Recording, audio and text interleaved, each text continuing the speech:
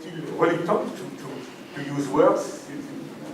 Some people prefer to have to take their emotion inside.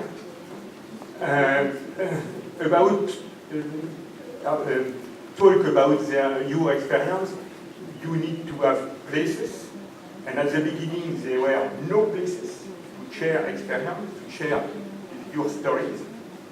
It took time for you to think about past the memory. You said also that whatever the story of each individual is a victim. Those who stay in the prefecture, those who were evacuated. Any story is valuable and could be passed to the other. The fact, because to pass is also to pass to young generation, and in the prefecture of Fukushima, notably in the affected area, there is less young people than before, and that is an element of context. You said also that many things happen at the same time. It's difficult to catch all the things. And it was so important, it is twice on the slide. Then, what to share? I put just in a few words some key words you mentioned, notably yesterday. Emotions, facts, and lessons. But today you said also that we want to share reality.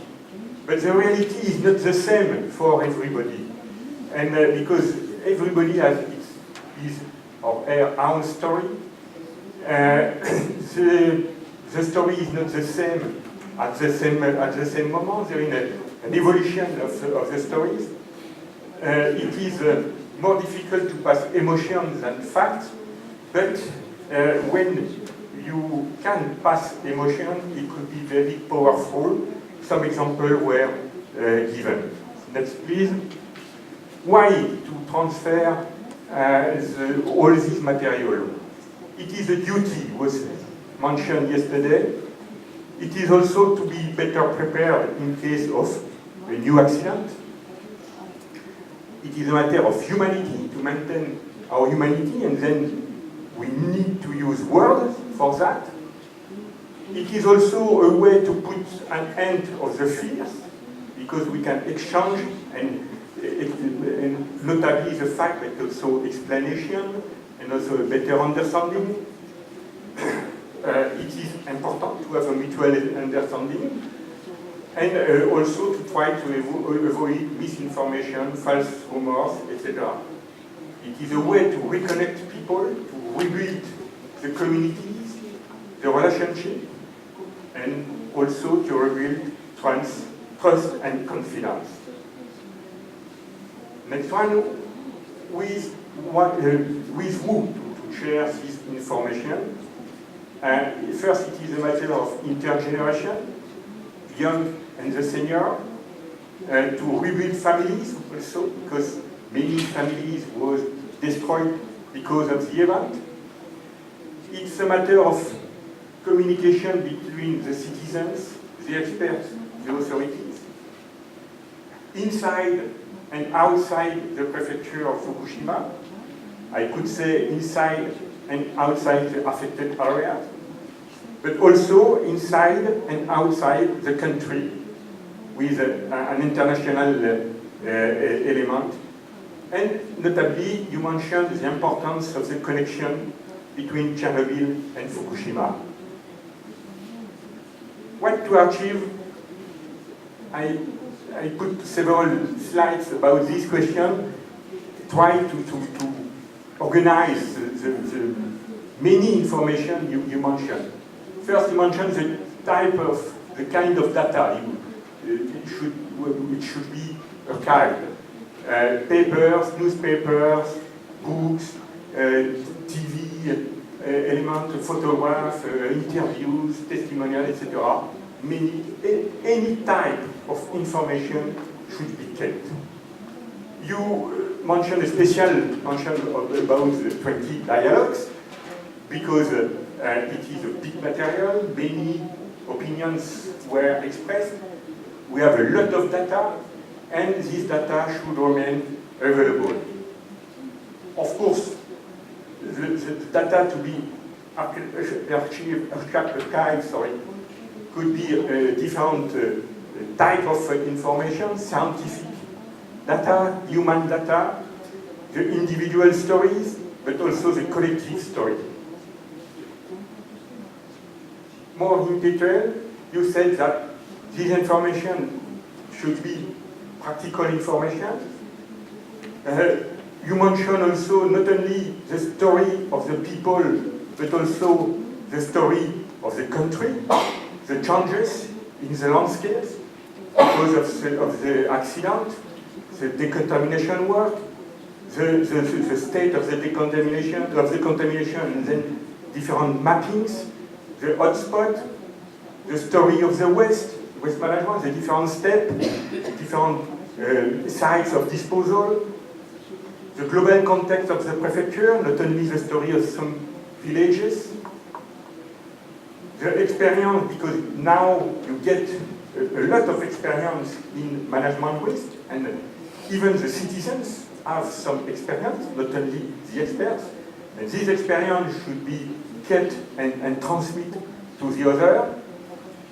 The different way for rehabilitation, for reconstruction of communities, again, on all the aspects, the reconstruction of the economic project, etc., but also the reconstruction of the people themselves, of the individuals themselves, different ways, for example, to ground flower, etc., mentioned a lot of examples which should be catch and pass on to the next generation. The experience from other affected countries should also be catch and taken available. Of course, Chernobyl, Norway, etc. Also the traditional culture. It was we had a very interesting presentation yesterday of a young drummer. It is part of the traditional culture. It should be kept and passed on. Next one, please. How to exploit this material, how to use this material. We need to keep traceability of all the positions, not to make too much choice in advance, to archive the element of context, to also keep information about why things have been done, not only what things have been done and how, but also why. To put this data in a way easy to understand. Probably for some aspect of the archives, we need to involve specialists, historians, sociologists. It was said also that media should be involved. We need to avoid to be complacent, and also some people need to see, to understand. And I was particularly concerned because as a foreigner, for such complex situation, when we cannot come on the spot to see, it's difficult for us to really understand the situation, to catch all the points, and it will be a difficulty to pass the messages for the other, because after a time, it is like the war, the experience of war for people who didn't was present during the war. It's difficult after several years to fully understand what is such situation. And the last slide about the future generation. You mentioned several times that education and transmission are very important.